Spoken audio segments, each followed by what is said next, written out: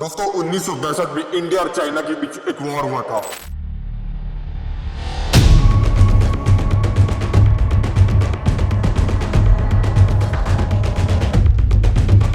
इसमें इंडिया को करारी हार का सामना करना पड़ा था और उसके पीछे एक ऐसा आदमी था जिसका नाम सुनकर आप चौंक जाएंगे, क्योंकि उस आदमी के ऊपर देश संभालने की जिम्मेदारी थी। उसके ऊपर हमने आंख मूंद कर अपने देश का नियंत्रण दिया था, उसे ही हमने सेना का नियंत्रण दिया था और उस आदमी का नाम था पंडित जवाहरलाल नेहरू। दोस्तों आप सोच रहे होंगे कि इस व्यक्ति के नाम के आगे मैंने प्रधानमंत्री क्यों नहीं लगाया, कि मेरे नजर में प्रधानमंत्री की परिभाषा ऐसी होती है कि वो निस्वार्थ भावना से अपनी जिंदगी आम लोगों के लिए समर्पित कर दे, ताकि एक ऐसा आदमी जो अपनी व्यक्तिगत शौक और अय्याशियों के लिए देश का ही बेड़ा गर्क कर दे।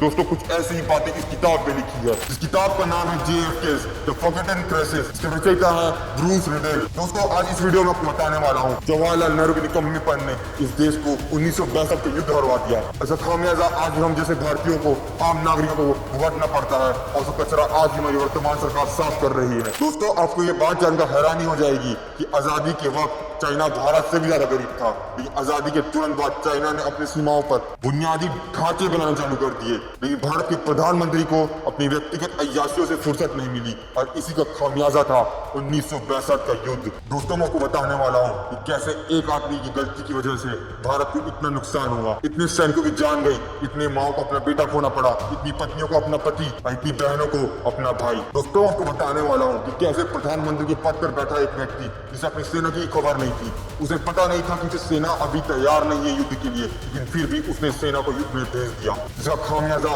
हमारे सैनिकों को भुगतना पड़ा। दोस्तों मैं आपको बताना चाहता हूँ कि अगर 1962 के युद्ध में अमेरिका ने दखल न दिया होता तो आज अरुणाचल प्रदेश, नॉर्थ ईस्ट भारत के नक्शे से गायब हो सकते थे और सिर्फ इतना ही नहीं, कश्मीर भी हमारे हाथ से निकल सकता था। आज इस वीडियो में हम नेहरू की उन घातक गलतियों को पोल खोलेंगे जिनकी वजह से भारत को शर्मनाक हार का सामना करना पड़ा।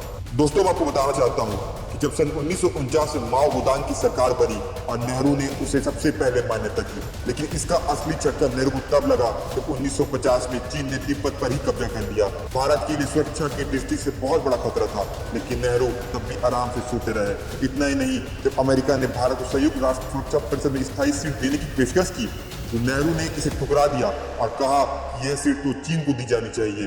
चीन जो भारत की जमीन निगलने के तैयार बैठा था, उसे ही नेहरू अंतर्राष्ट्रीय ताकत बनाना चाहते थे, तो क्या इसे मुकद्दर नहीं कहेंगे? दोस्तों चीन तो शुरू से विस्तारवाद नीति का समर्थक रहा है, लेकिन उसे ये चिंगारी तब मिली जब 1959 में दलाई लामा भारत लाए गए और इसी समय चीन भड़क उठा और इस समय ये साफ हो गया था कि भारत और चीन के बीच टकराव अनिवार्य है। लेकिन क्या नेहरू ने युद्ध की तैयारी की? बिल्कुल नहीं।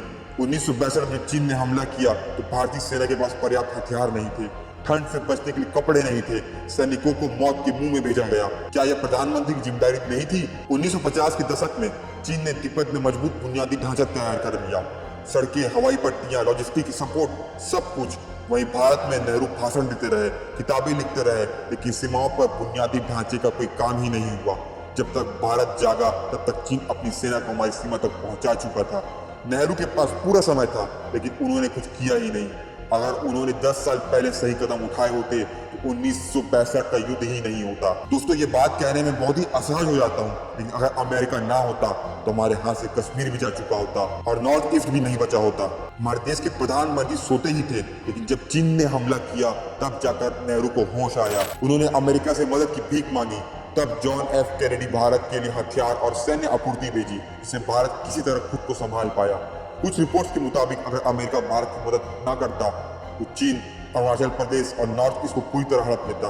यह भारत की बदकिस्मती थी कि उसका नेता इतना कमजोर था कि उसने अपनी सेना की ताकत का भी अंदाजा नहीं लगाया। दोस्तों कुछ रिपोर्ट्स की माने तो उस समय हमारी भारतीय सेना बेसिक राशन के लिए भी तड़प रही थी, उसे हथियार और लॉजिस्टिक्स की भारी मात्रा में कमी आ गई थी, लेकिन हमारे भारत के नेता उसे वो आपूर्ति नहीं कर पा रहे थे। दोस्तों इस किताब की माने तो नेहरू ने अपनी सरकार और सेना में अपने चहते आयोग के लोगों को बड़े पदों पर बैठाया था, जैसे कि उनके चचेरे भाई BN कॉल वो सेना में ऊंचे पद पर दिए गए थे, जिन्हें युद्ध का कोई अनुभव ही नहीं था। इन निकम्मे अफसरों की वजह से हमारी सेना को युद्ध में करारी हार झेलनी पड़ी। नेहरू को तो देश से ज्यादा अपनी सत्ता और चमचों की फिक्र थी। दोस्तों, ये बात भूलनी नहीं चाहिए कि परमाणु शक्ति का विरोध करने वाले पहले व्यक्ति हमारे देश में नेहरू ही थे। जब चीन 1960 में परमाणु हथियार बना रहा था तब भारत भी ऐसा कर सकता था, लेकिन नेहरू परमाणु शक्ति के बिल्कुल खिलाफ थे। परमाणु शक्ति के विरोध में खड़ा होना भारत को कमजोर बनाने की दृष्टि में पहली राह थी। अगर भारत के पास परमाणु हथियार होते तो चीन कभी भी भारत पर हमला करने की हिम्मत ही नहीं करता, लेकिन नेहरू की कमजोरी की वजह से भारत न केवल युद्ध हारा बल्कि रणनीति से बढ़त भी खो बैठा। दोस्तों, 1962 का युद्ध भारत के इतिहास में सबसे शर्मनाक हार थी और इसकी जिम्मेदारी सीधे तौर पर नेहरू पर आती है। उनकी गलतियां न सिर्फ 1000 सैनिकों की जान ली बल्कि भारत को दशकों पीछे धकेल दिया।